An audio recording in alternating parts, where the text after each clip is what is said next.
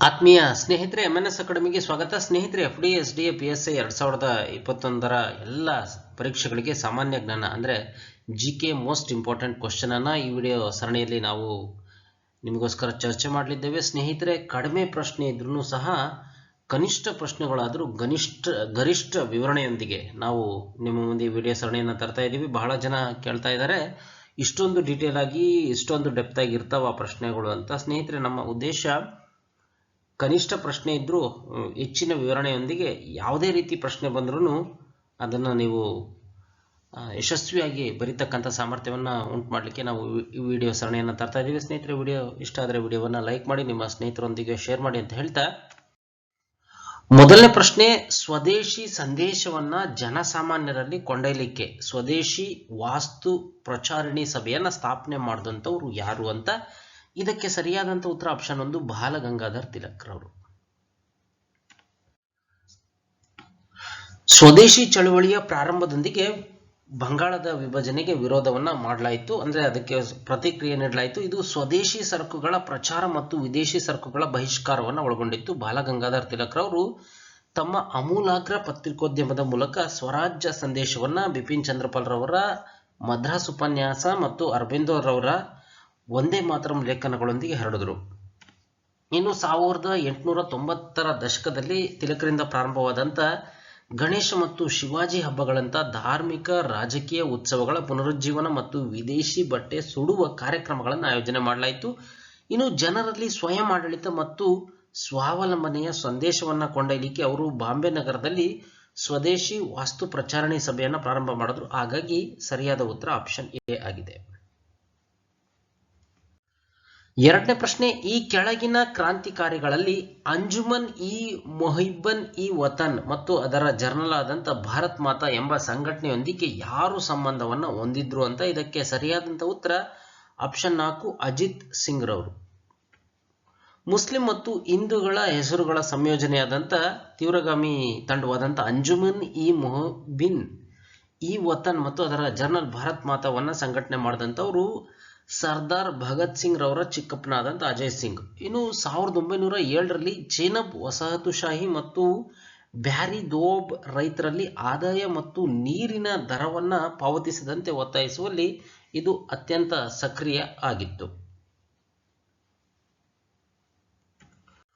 ಮೂರನೇ ಪ್ರಶ್ನೆ, ಈ ಕೆಳಗಿನವರಲ್ಲಿ ಯಾರು 1862ರಲ್ಲಿ ಲಾರ್ಡ್ ಕ್ಯಾನಿಂಗ್ ಅವರಿನಿಂದ ಶಾಸಕಾಂಗ ಪರಿಷತ್ತಿಗೆ ನಾಮನಿರ್ದೇಶನಗೊಂಡಿಲ್ಲ ಅಂತ. ಇದಕ್ಕೆ ಸರಿಯಾದಂಥ ಉತ್ತರ ಆಪ್ಷನ್ 3, ಢಾಕಾದ ನವಾಬ್ ಸಲೀಮುಲ್ಲಾ ಅಂತೇಳಿ ಇವರು ನಾಮನಿರ್ದೇಶನಗೊಂಡಿಲ್ಲದೆ ಇರೋರು. 1861ರಲ್ಲಿ ಭಾರತೀಯ ಮಂಡಳಿ ಕಾಯ್ದೆಯು ಭಾರತೀಯರನ್ನ ಕಾನೂನು ರಚಿಸತಕ್ಕಂಥ ಪ್ರಕ್ರಿಯೆಯೊಂದಿಗೆ ಸಂಯೋಜನೆ ಮಾಡಲಿಕ್ಕೆ ನಿಬಂಧನೆಗಳನ್ನು ಹಾಕಿತ್ತು. ವೈಸ್ರಾಯ್ ಕೆಲವು ಭಾರತೀಯರನ್ನ ತನ್ನ ಶಾಸಕಾಂಗ ಪರಿಷತ್ತಿನ ಅಧಿಕಾರೇತರ ಸದಸ್ಯರ ಅಂದ್ರೆ ನಾನ್ ಅಫಿಷಿಯಲ್ ಮೆಂಬರ್ ಆಗಿ ನಾಮನಿರ್ದೇಶನ ಮಾಡಬೇಕಾಗಿತ್ತು. ಇದನ್ನ ಅನುಸರಿಸಿ 1862ರಲ್ಲಿ ಅಂದಿನ ವೈಸ್ರಾಯ್ ಆದಂಥ ಲಾರ್ಡ್ ಕ್ಯಾನಿಂಗ್ ರವರು 3 ಭಾರತೀಯರನ್ನ ಅಂದ್ರೆ ಬನಾರಸ್ ರಾಜ, ಪಟಿಯಾಲಾದ ಮಹಾರಾಜ ಮತ್ತು ಸರ್ ದಿನಕರ್ ರಾವ್ ಅವರನ್ನ ತಮ್ಮ ಶಾಸಕಾಂಗ ಮಂಡಳಿಗೆ ನಾಮಕರಣ ಮಾಡಿಕೊಂಡಿದ್ರು. ಇನ್ನು 1906ರಲ್ಲಿ ಅಖಿಲ ಭಾರತ ಮುಸ್ಲಿಂ ಲೀಗ್ ರಚನೆಯೊಂದಿಗೆ ಢಾಕಾದ ನವಾಬ್ ಸಲೀಮುಲ್ಲಾ ಸಂಬಂಧ ಹೊಂದಿದ್ದಾರೆ. ಹಾಗಾಗಿ ಇಲ್ಲಿ ಅವರು ಆಯ್ಕೆ ಬರೋದಿಲ್ಲ. ಹಾಗಾಗಿ ಇಲ್ಲಿ ಸಿ, ಢಾಕಾದ ಸಲೀಮುಲ್ಲಾ ಅನ್ನೋದು ಸರಿ ಆಯ್ಕೆ ಆಗಿದೆ. ನಾಲ್ಕನೇ ಪ್ರಶ್ನೆ, 1875ರಲ್ಲಿ ಬ್ರಿಟಿಷ್ ಸಂಸತ್ತಿನಲ್ಲಿ ಭಾರತದ ನೇರ ಪ್ರಾತಿನಿಧ್ಯವನ್ನ ಕೋರಿ ಈ ಕೆಳಗಿನ ಯಾವ ಸಂಘ ಅಥವಾ ಸಭಾ ಹೌಸ್ ಆಫ್ ಕಾಮನ್ಸ್ಗೆ ಮನವಿಯನ್ನ ಸಲ್ಲಿಸಿತ್ತು ಅಂತ. ಇದಕ್ಕೆ ಸರಿಯಾದಂತ ಉತ್ತರ ಆಪ್ಷನ್ 4, ಪೂನಾ ಸಾರ್ವಜನಿಕ ಸಭಾ ಅಂತೇಳಿ. MG ರಾನಡೆ, ಗಣೇಶ್ ವಾಸುದೇವ್ ಜೋಶಿ, SH ಚಿಂಪ್ಲುಂಕರ್ ನೇತೃತ್ವದ ಪೂನಾ ಸಾರ್ವಜನಿಕ ಸಭಾ 1875ರಲ್ಲಿ ಬ್ರಿಟಿಷ್ ಸಂಸತ್ತಿನಲ್ಲಿ ಭಾರತದ ನೇರ ಪ್ರಾತಿನಿಧ್ಯವನ್ನ ಕೋರಿ ಹೌಸ್ ಆಫ್ ಕಾಮನ್ಸ್ಗೆ ಮನವಿಯನ್ನ ಸಲ್ಲಿಸಿತು. ಇನ್ನು ಬಾಲಗಂಗಾಧರ್ ತಿಲಕ್, ಗೋಪಾಲ್ ಹರಿ ದೇಶ್ಮುಖ್ ಮುಂತಾದ ಅನೇಕ ಪ್ರಖ್ಯಾತಿ ವ್ಯಕ್ತಿಗಳು ಈ ಸಂಸ್ಥೆಯ ಅಧ್ಯಕ್ಷರಾಗಿ ಸೇವೆಯನ್ನ ಸಲ್ಲಿಸಿದ್ರು.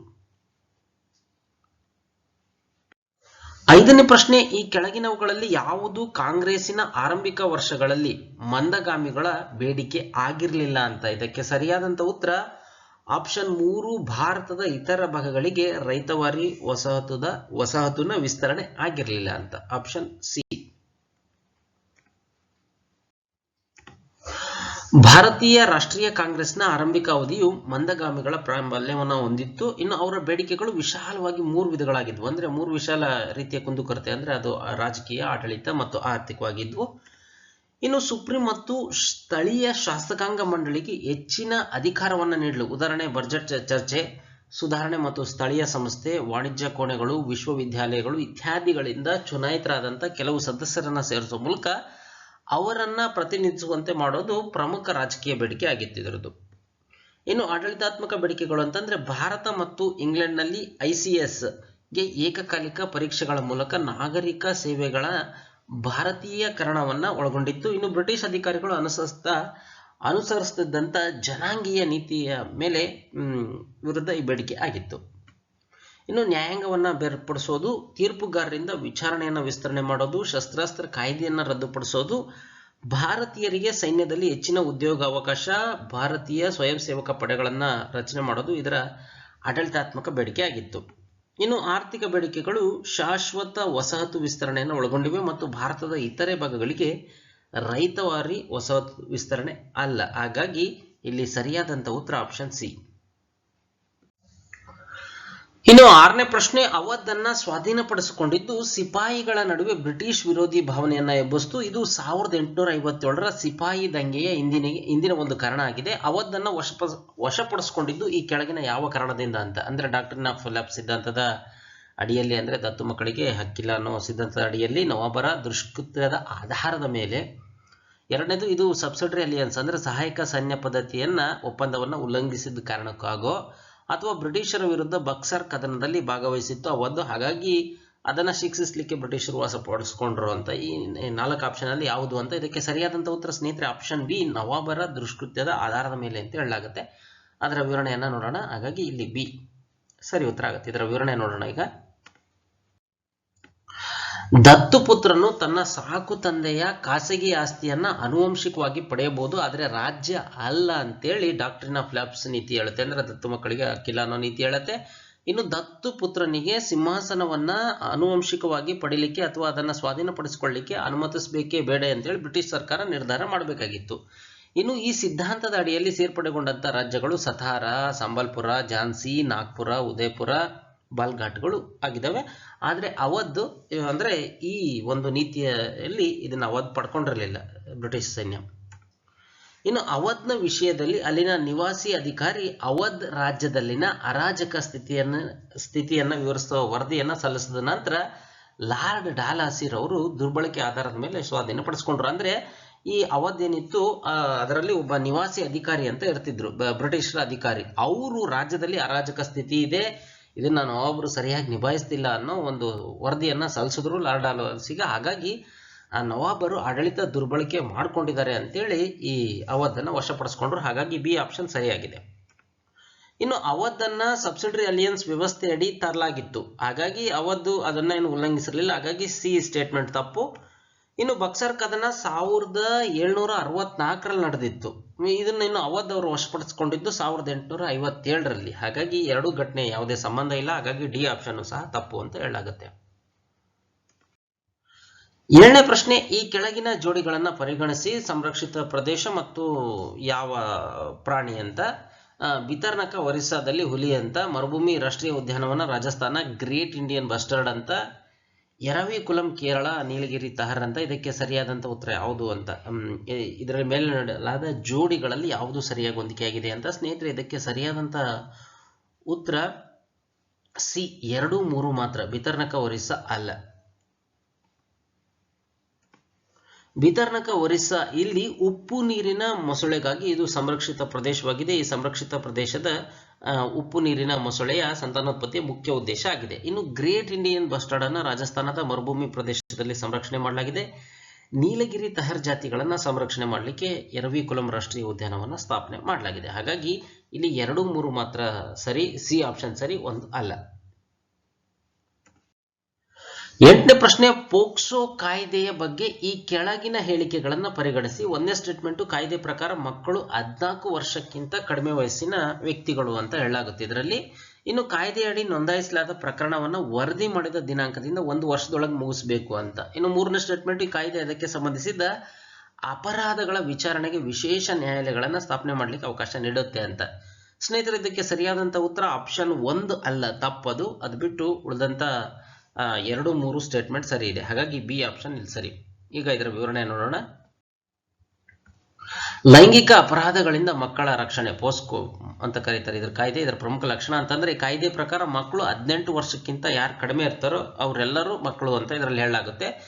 ಇನ್ನು ಇಲ್ಲಿ ಈ ಕಾಯ್ದೆಗೆ ಹೆಣ್ಣು ಗಂಡು ಅನ್ನೋ ಯಾವುದು ಭೇದ ಇಲ್ಲ, ಹಾಗಾಗಿ ಲಿಂಗ ತಟಸ್ಥವಾಗಿದೆ ಅಂತ ಹೇಳಲಾಗುತ್ತೆ. ಇನ್ನು ಮೂರನೇದು ಲೈಂಗಿಕ ಕಿರುಕುಳದ ವಿವಿಧ ಪ್ರಕಾರಗಳು. ಲೈಂಗಿಕ ಕಿರುಕುಳ, ಅಶ್ಲೀಲತೆ, ಪೆನೆಟ್ರೇಟಿವ್ ನಾನ್ ಪೆನೆಟ್ರೇಟಿವ್ ಅಸಲ್ಟ್ ಕಾಯ್ದೆಯಲ್ಲಿ ವ್ಯಾಖ್ಯಾನ ಮಾಡಲಾಗಿದೆ. ಇನ್ನು ಮಗು ಮಾನಸಿಕ ಅಸ್ವಸ್ಥನಾಗಿದ್ದಾಗ ಅವ್ರನ್ನ ನೋಡ್ಕೊಳ್ತಕ್ಕಂಥ ವೈದ್ಯ ಇರ್ಬೋದು, ಅಥವಾ ಅವ್ರ ಶಿಕ್ಷಕ ಇರ್ಬೋದು, ಪೊಲೀಸ್ ಇರ್ಬೋದು, ಅಥವಾ ಕುಟುಂಬ ಸದಸ್ಯರಂತ ನಂಬಿಕೆ ಸ್ಥಾನದಲ್ಲಿರ್ತಕ್ಕಂಥ ವ್ಯಕ್ತಿ ಇವರನ್ನ ಲೈಂಗಿಕವಾಗಿ ಅಂದ್ರೆ ನಿಂದನೆ ಮಾಡಿದ್ರೆ ಕೆಲವು ಸಂದರ್ಭಗಳಲ್ಲಿ ಲೈಂಗಿಕ ದೌರ್ಜನ್ಯ ಉಲ್ಬಣಗೊಳಿಸಲಾಗುತ್ತೆ ಅಂತ ಇದರಲ್ಲಿ ಪರಿಗಣನೆ ಮಾಡಲಾಗುತ್ತೆ. ಅಂದ್ರೆ ಅತಿ ಹೆಚ್ಚಿನ ಶಿಕ್ಷೆ ನೀಡಬೇಕು ಅಂತ ಇದರಲ್ಲಿ ಹೇಳಲಾಗುತ್ತೆ. ಇನ್ನು 5ನೇ ಸ್ಟೇಟ್ಮೆಂಟ್ ನೋಡೋದಾದ್ರೆ, ನ್ಯಾಯಾಂಗ ವ್ಯವಸ್ಥೆಯ ಕೈಯಲ್ಲಿ ಮಗುವನ್ನ ಮತ್ತೆ ಬಲಿಪೋಷಣೆ ಮಾಡುವುದನ್ನು ತಪ್ಪಿಸಲಿಕ್ಕೆ ಸಾಕಷ್ಟು ನಿಬಂಧನೆ ಇದರಲ್ಲಿ ತರಲಾಗಿದೆ, ಅಂದ್ರೆ ಮಕ್ಕಳಿಗೆ ಸಹಾಯಕವಾಗಿ. ಇನ್ನು 6ನೇದು, ತನಿಖಾ ಪ್ರಕ್ರಿಯೆಯಲ್ಲಿ ಮಕ್ಕಳ ರಕ್ಷಕನ ಪಾತ್ರದಲ್ಲಿ ಈ ಕಾಯ್ದೆ ಪೊಲೀಸರನ್ನ ನಿಯೋಜನೆ ಮಾಡುತ್ತೆ. ಇನ್ನು ಅಪರಾಧವನ್ನ ವರದಿ ಮಾಡಿದ ದಿನಾಂಕದಿಂದ 1 ವರ್ಷದೊಳಗಾಗಿ ಈ ಕೇಸನ್ನ ಸಾಲ್ವ್ ಮಾಡಬೇಕು. ಇನ್ನು ಇಂಥ ಅಪರಾಧಗಳನ್ನು ಮತ್ತು ಅದಕ್ಕೆ ಸಂಬಂಧಿಸಿದ ವಿಷಯಗಳ ವಿಚಾರಣೆಗೆ ವಿಶೇಷ ನ್ಯಾಯಾಲಯಗಳನ್ನು ಸ್ಥಾಪನೆ ಮಾಡಲಿಕ್ಕೆ ಈ ಕಾಯ್ದೆ ಅವಕಾಶ ನೀಡುತ್ತೆ. ಇನ್ನು ಕಾಯ್ದೆ ಅನುಷ್ಠಾನವನ್ನ ಮೇಲ್ವಿಚಾರಣೆ ಮಾಡಲಿಕ್ಕೆ ಮಕ್ಕಳ ಹಕ್ಕುಗಳ ಸಂರಕ್ಷಣೆಗಾಗಿ ರಾಷ್ಟ್ರೀಯ ಆಯೋಗ ಮತ್ತು ಮಕ್ಕಳ ಹಕ್ಕುಗಳ ಸಂರಕ್ಷಣೆಗಾಗಿ ರಾಜ್ಯ ಆಯೋಗಗಳನ್ನು ಗೊತ್ತುಪಡಿಸಿದ ಅಧಿಕಾರವನ್ನಾಗಿ ಮಾಡಲಾಗುತ್ತೆ. ಇದರಲ್ಲಿ ಇವೆರಡೂ ಶಾಸನಬದ್ಧ ಸಂಸ್ಥೆಗಳಾಗಿರ್ತವೆ. 9ನೇ ಪ್ರಶ್ನೆ, ಉತ್ಪಾದಕತೆಯನ್ನು ಹೆಚ್ಚಿಸುವ ಕ್ರಮದಲ್ಲಿ ಪರಿಸರ ವ್ಯವಸ್ಥೆಗಳ ಸರಿಯಾದ ಅನುಕ್ರಮ ಈ ಕೆಳಗಿನವಲ್ಲಿ ಯಾವುದು ಅಂತ. ಅಂದ್ರೆ ಉತ್ಪಾದಕ ಕ್ರಮ ಫಸ್ಟ್ ಯಾವ್ದ್ರಲ್ಲಿ ಕಡಿಮೆ, ಆಮೇಲೆ ನಂತರ ಯಾವ್ದು ಜಾಸ್ತಿ, ಕೊನೆಗೆ ಅತ್ಯಂತ ಹೆಚ್ಚು ಯಾವುದು ಅಂತ. ಈಗ ಅದಕ್ಕೆ ಹೇಳೋದಾದ್ರೆ ಸಾಗರದಲ್ಲಿ ಕಡಿಮೆ, ಅದಕ್ಕೆ ಹೋಲಿಸಿದ್ರೆ ಸರೋವರದಲ್ಲಿ ಹೆಚ್ಚು, ಇನ್ನು ಹುಲ್ಲುಗಾವಲಲ್ಲಿ ಅದಕ್ಕಿಂತ ಹೆಚ್ಚು, ಇನ್ನು ಮ್ಯಾಂಗ್ರೋವ್ ಕಾಡುಗಳಲ್ಲಿ ಇನ್ನೂ ಹೆಚ್ಚು ಅಂತ. ಹಾಗಾಗಿ ಎ ಸ್ಟೇಟ್ಮೆಂಟ್ ಅನ್ನ ತಗೋಬಹುದು ನಾವು.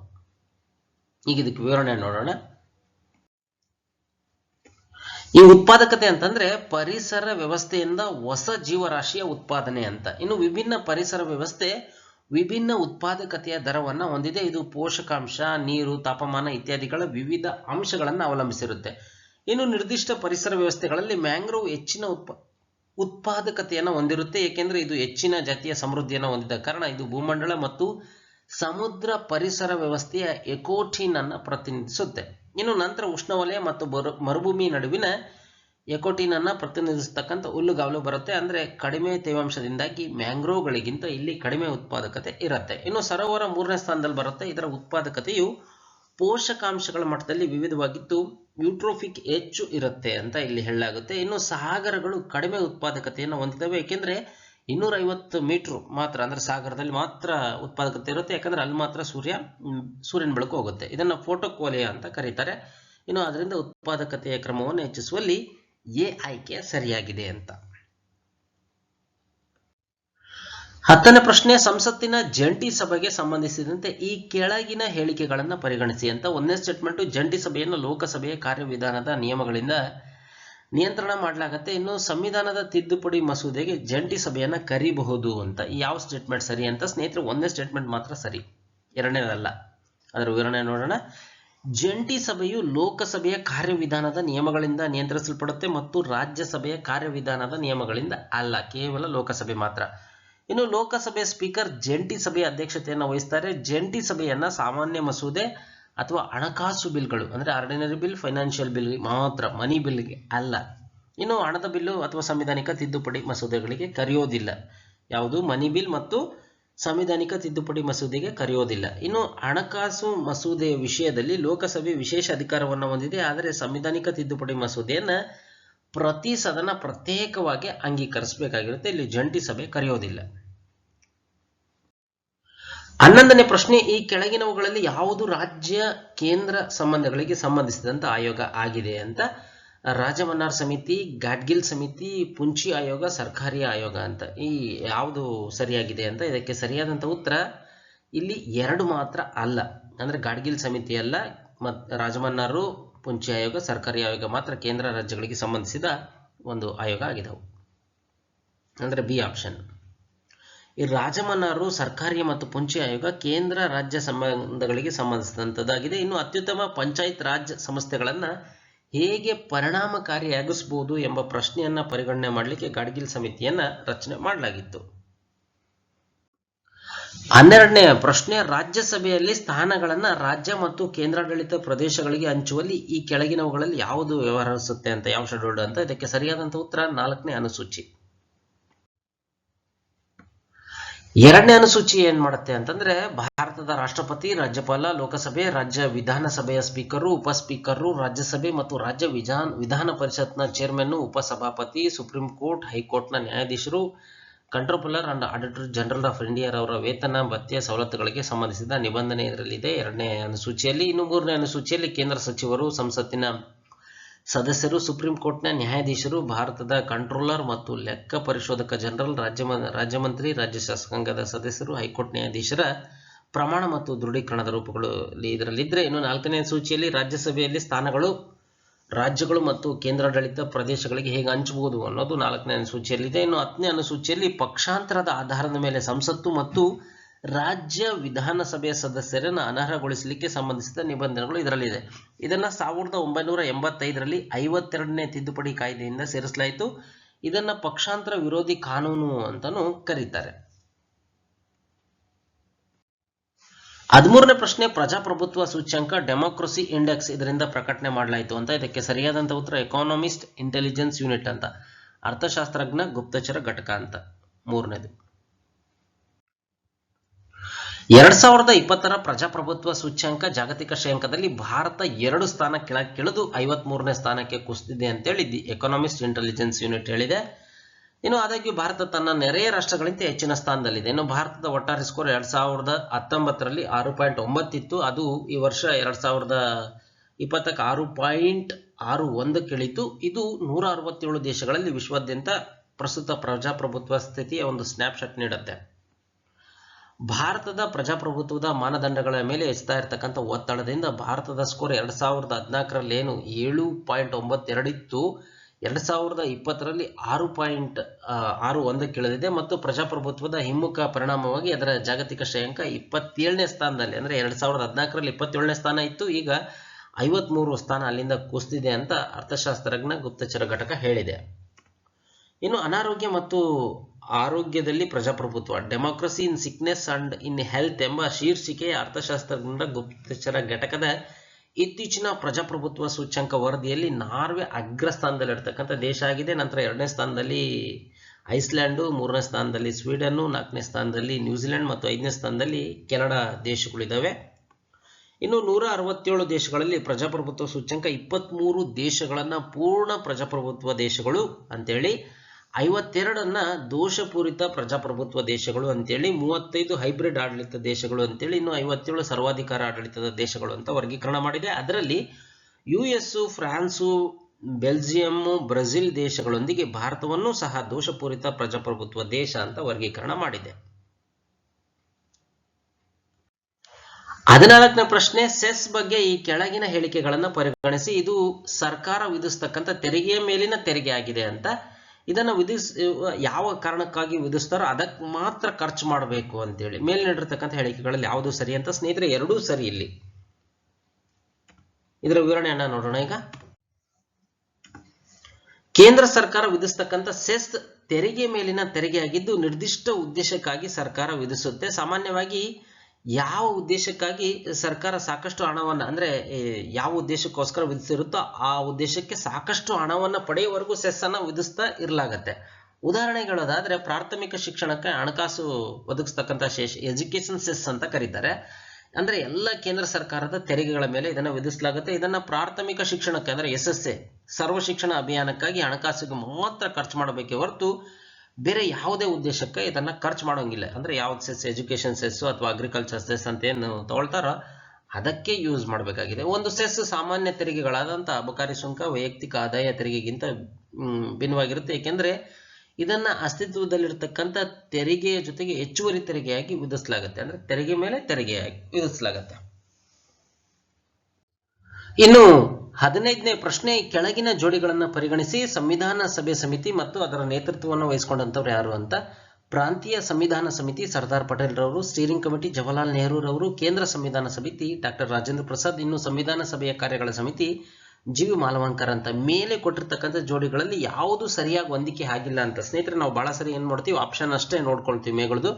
ಇಲ್ಲಿ ಪ್ರಶ್ನೆಯನ್ನ ಸರಿಯಾಗಿ ಓದ್ಕೊಳಲ್ಲ. ಯಾವುದು ಸರಿಯಾಗಿದೆ ಅಥವಾ ಸರಿಯಾಗಿಲ್ಲ ಅನ್ನೋದು ನೋಡ್ಕೋಬೇಕು. ಇಲ್ಲಿ ಏನ್ ಕೇಳಿದರೆ, ಯಾವುದು ಸರಿಯಾಗಿ ಹೊಂದಿಕೆ ಆಗಿಲ್ಲ ಅಂತ ಕೇಳಿದ್ದಾರೆ. ಇಲ್ಲಿ ಯಾವ್ದು ಸರಿಯಾಗಿ ಹೊಂದಿಕೆ ಆಗಿಲ್ಲ ಅಂತಂದ್ರೆ 2 ಮತ್ತು 3 ಸ್ಟೀರಿಂಗ್ ಕಮಿಟಿ ಮತ್ತು ಕೇಂದ್ರ ಸಂವಿಧಾನ ಸಮಿತಿ ಅವರಲ್ಲ. ಹಾಗಾಗಿ ಇಲ್ಲಿ ನಾವು ಬಿ 2 ಮತ್ತು 3 ಮಾತ್ರ ಅಂತ ತಗೋಬೇಕು. ಈಗ ಇದಕ್ಕೆ ಸಂಬಂಧಪಟ್ಟಂತ ವಿವರಣೆಯನ್ನ ನಾವು ಮುಂದಿನ ಸ್ಲೈಡ್ ನಲ್ಲಿ ನೋಡೋಣ.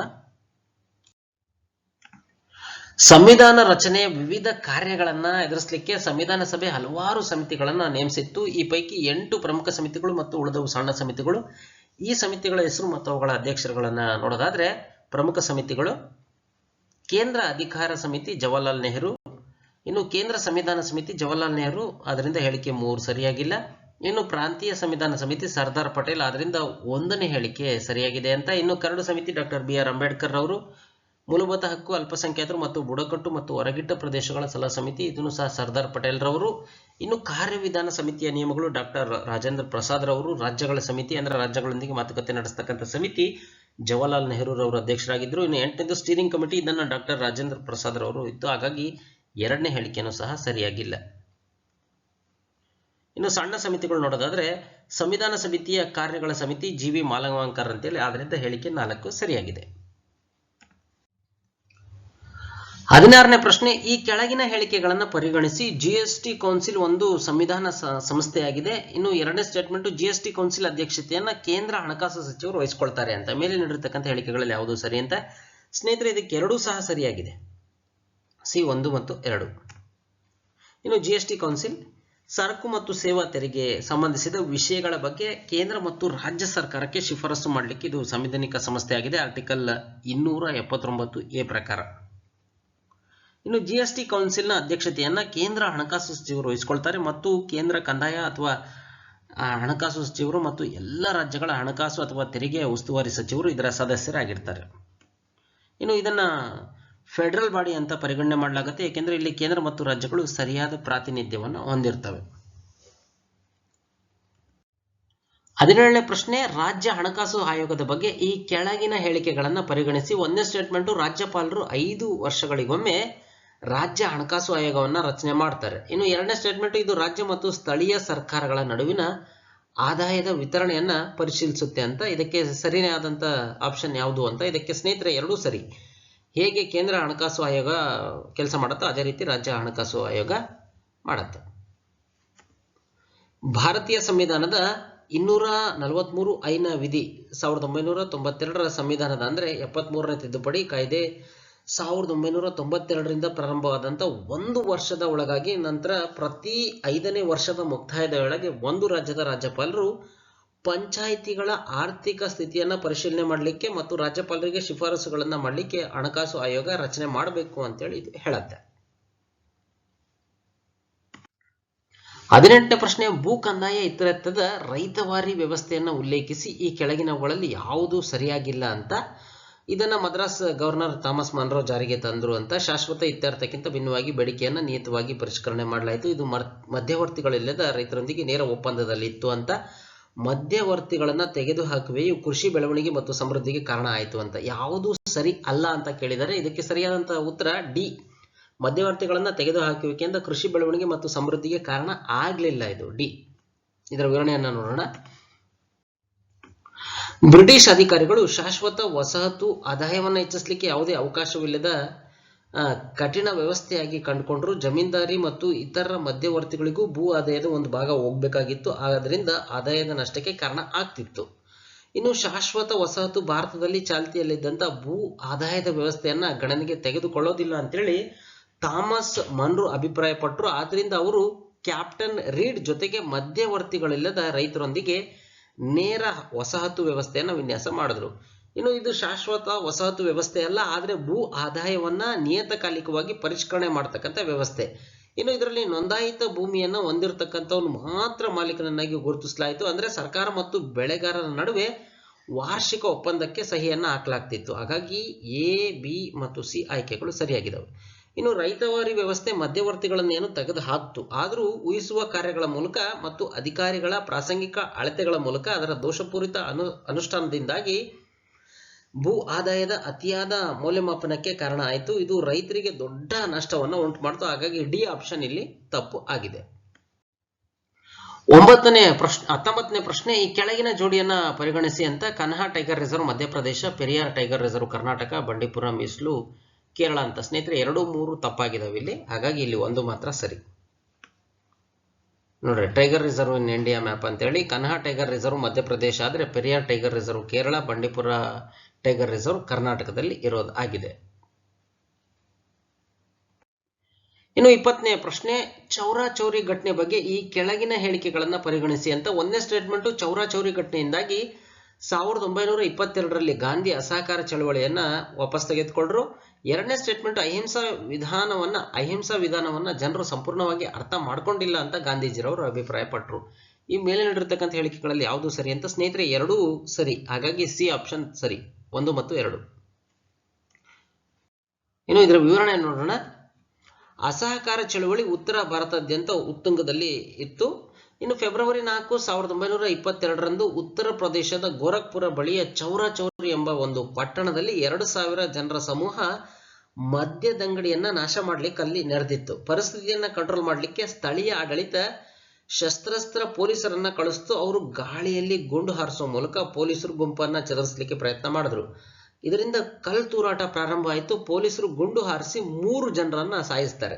ಇದರ ಪರಿಣಾಮ ಅಂತಂದ್ರೆ ಅತಿರೇಕದ ಜನಸಮೂಹ ಪೊಲೀಸರ ಚೌಕಿಗೆ ಪೊಲೀಸ್ ಠಾಣೆಗೆ ಬೆಂಕಿಯನ್ನ ಹಚ್ಚಿತು ಮತ್ತು ಅದರೊಳಗಿದ್ದಂತ 23 ಜನರನ್ನ ಸಜೀವವಾಗಿ ಸುಡಲಾಯಿತು. ಇನ್ನು 12 ಫೆಬ್ರವರಿ 1922ರಂದು ಕಾಂಗ್ರೆಸ್ನ ನಾಯಕರು ಬಾರ್ಡೋಲಿಯಲ್ಲಿ ಗಾಂಧೀಜಿರವರನ್ನ ಭೇಟಿಯಾದಾಗ ಗಾಂಧೀಜಿರವರು ಅಸಹಕಾರ ಚಳವಳಿಯನ್ನ ಹಿಂತೆಗೆದುಕೊಳ್ಳಿಕ್ಕೆ ನಿರ್ಧಾರ ಮಾಡಿದ್ರು. ಇದು ಸ್ವಲ್ಪ ವಿವಾದಾತ್ಮಕ ಆಗಿತ್ತು. ಆದರೆ ಆವತ್ತಿಗೆ ಗಾಂಧೀಜಿರವರ ವ್ಯಕ್ತಿತ್ವವನ್ನು ಪ್ರತಿಯೊಬ್ಬ ಕಾಂಗ್ರೆಸ್ಸರು ಗೌರವವನ್ನು ಸಲ್ಲಿಸ್ತಿದ್ರು. ಹಾಗಾಗಿ ಅವರ ನಿರ್ಧಾರವನ್ನು ಒಪ್ಕೊಂಡ್ರು. ಇನ್ನು 1922 ಮಾರ್ಚ್ 10ರಂದು ಗಾಂಧೀಜಿರವರನ್ನ ಬಂಧಿಸಲಾಯಿತು ಮತ್ತು ಅಹಮದಾಬಾದ್ನಲ್ಲಿ ಅವರ ವಿಚಾರಣೆ ನಡೆಸಿ ಅವರಿಗೆ 6 ವರ್ಷಗಳ ಜೈಲು ಶಿಕ್ಷೆಯನ್ನು ವಿಧಿಸಲಾಯಿತು. ಇನ್ನು ಜನರು ಅಹಿಂಸೆಯ ವಿಧಾನ ಇನ್ನೂ ಕಲ್ತಿಲ್ಲ ಅಥವಾ ಸಂಪೂರ್ಣವಾಗಿ ಅದನ್ನು ಅರ್ಥ ಮಾಡ್ಕೊಂಡಿಲ್ಲ ಅಂತೇಳಿ ಚೌರಾಚೌರಿ ಘಟನೆಯ ನಂತರ ಅಸಹಕಾರ ಚಳವಳಿಯನ್ನು ಗಾಂಧೀಜಿರವರು ಹಿಂತೆಗೆದುಕೊಂಡ್ರು. ಸ್ನೇಹಿತರೆ, ವಿಡಿಯೋವನ್ನು ನೋಡಿದಂಥ ಎಲ್ಲರಿಗೂ ಧನ್ಯವಾದಗಳು. ಮುಂದಿನ ಜಿಕೆ ವಿಡಿಯೋದೊಂದಿಗೆ ಮತ್ತೆ ನಿಮ್ಮನ್ನು ಭೇಟಿ ಆಗ್ತೀವಿ. ಎಲ್ಲರಿಗೂ ಧನ್ಯವಾದಗಳು. ನಮಸ್ಕಾರ.